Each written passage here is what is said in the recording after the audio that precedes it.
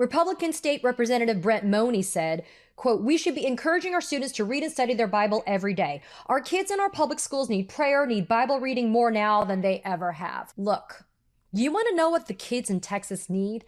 How about common sense gun legislation, gun safety legislation? The most recent data from Texas on gun violence is the following: 4,630 gun deaths in Texas from 2022. Of that, 296 children and teens ages 1 through 17. On average, in the state of Texas, one person is killed every 2 hours. Firearms were the leading cause of death among children and teens ages 1 through 17 in the year 2022. This is the most recent data we have from the Centers for Disease Control.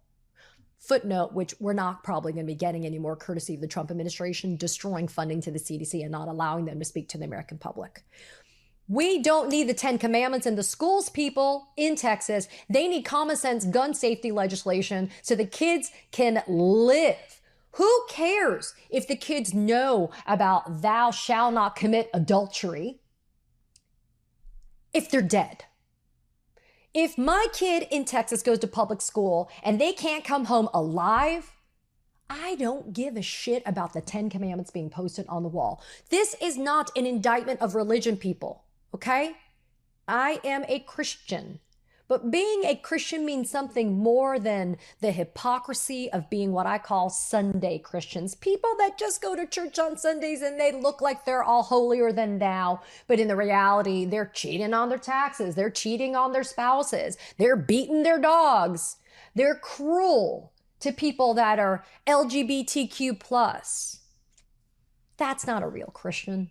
That's not somebody who really is following the teachings of Christ. This absurdity is going to waste time and money in Texas. It's going to waste so much energy when it is on its face plainly unconstitutional. But you know what? The Texas Republicans, they don't care. They don't care because they are emboldened nationwide by the absurdity of white Christian nationalist moves like this.